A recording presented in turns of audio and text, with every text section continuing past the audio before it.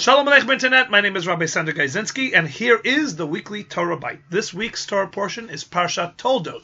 In it we retell of the birth of the famous twins, Esav and Yaakov. And you can't have two more distinct personalities. Esav is a Yodea Tzayid Ish Sadeh, he is a man of the field, a hunter. Yaakov Ish Tam Yoshev Oalim, and Yaakov is a wholesome person who spends his time in the tent in study. And their parents, Yitzchak and Rivka, the second patriarch and matriarch, prefer each one of their children over the other. Vayehav Yitzchak et Esav ki tzayid bifiv, that Yitzchak loves Esav because his trappings are in his mouth. Rivka ohevet et Yaakov, and Rivka loved Yaakov. Now, why Rivka preferred Yaakov, we can understand. Yaakov is the good boy. He's one that learns and is a straight-A student and behaves, etc., etc. But why is it that Yitzchak prefers and loves Esav? Esav's the wild child. He's the brute. He's the ruffian. He's the bully. And the Torah actually understands and tells us a reason for why it is that Yitzchak prefers Esav, and it tells us ki tzayid befiv, because his trappings were in his mouth. Understood simplistically, that means that Esav was a hunter and he would bring home meat, and Yitzchak would enjoy it. So apparently, Yitzchak prefers a child one over the other because one brings him steak. So obviously, there's something deeper going on here. And Rashi cites the Talmud that tells us to understand the words a little differently. Ki tzayid bifiv, that he trapped him with his mouth, that Esav knew how to capture, in a sense, Yitzchak's imagination by telling him the things that would, in a sense, project his character differently to Yitzchak. He would turn to his father and recite, Abba, heach ma'asrin asamelach. How does one tithe salt? How does one give 10% of salt? The idea is that in Jewish tradition, started by Abraham, one gives 10% of what they own to charity. And here comes Esav and he says, I would like to give a tenth, but how does one give a tenth of salt? How does they have to count out each kernel and every tenth one is given to God? So his father believed that this was an individual who was very careful about the keeping of each one of the mitzvot. Now, again, does Yitzchak really not know who Esav is? Does the rest of the world understand that Esav is this ruffian, this hunter, a brute man of the field, and Yitzchak thinks he's a tzaddik? I mean, we all know parents like that, but is Yitzchak one of those parents that is completely oblivious as to the true nature of his son? Also, interestingly enough, the question itself should show that what we're dealing with is an ignorant child, one who doesn't know that you do not tithe salt according to Jewish law. Salt is not one of those things that you do give ma'aser, that you do give a tenth of. So, if anything, his question shows that he is not a studious or a careful observer of the Torah mitzvot.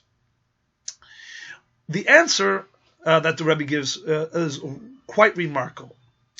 Esav knew exactly what he was asking. And what he was asking captured his father's imagination. You see, salt is a very unique type of food.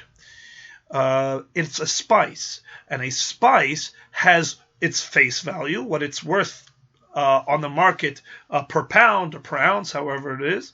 But also it has a potential value. You see, you may spend $2 for a pound of salt.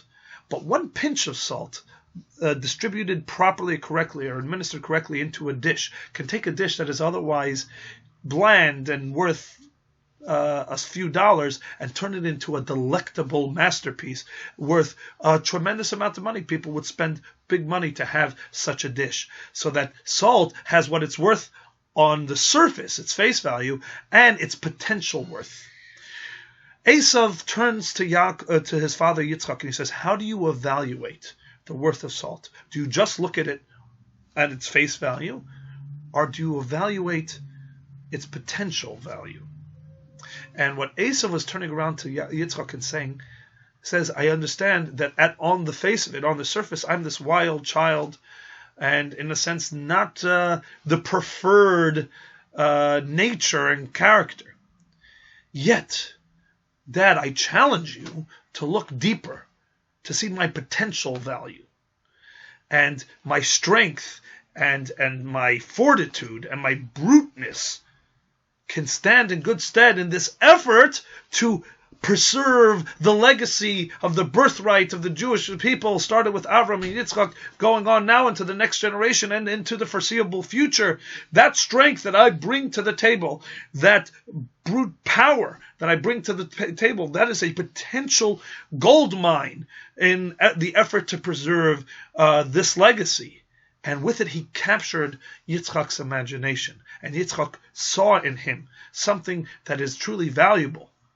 And so he preferred to attempt to cultivate Esav and to turn him into that child that will carry the Jewish message and legacy forward. But Rivka preferred Yaakov because Rivka saw or understood something that Yitzchak did not, which is that there is something even more important than potential. And that is conviction.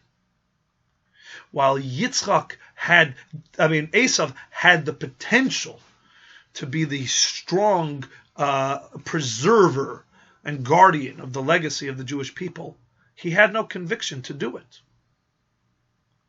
He would not stand by it, come hell or high water. In fact, he was willing to sell it for a bowl of lentil soup. She saw in Yaakov a quiet tenacity, a understanding of what the legacy really meant, and the willingness to do whatever it takes to preserve it, to protect it, and to augment it. And she understood that in this case, conviction trumps potential. One person has potentially the power to protect and to preserve this legacy, and one has the conviction and the iron will to do this. A almost biblical version of the tortoise and hare story. And this is a very important lesson to us. It's not enough to have the potential to do what's right and to have the ability to do what's right. We have to have the conviction that no matter what gets in the way, no matter what obstacle we face, we will do what needs to be done. That's the lesson we learned from our forefather Yaakov, the one who actually ended up receiving the blessing and the legacy, and can be applied daily in each of our lives. Shabbat Shalom, and have a wonderful week.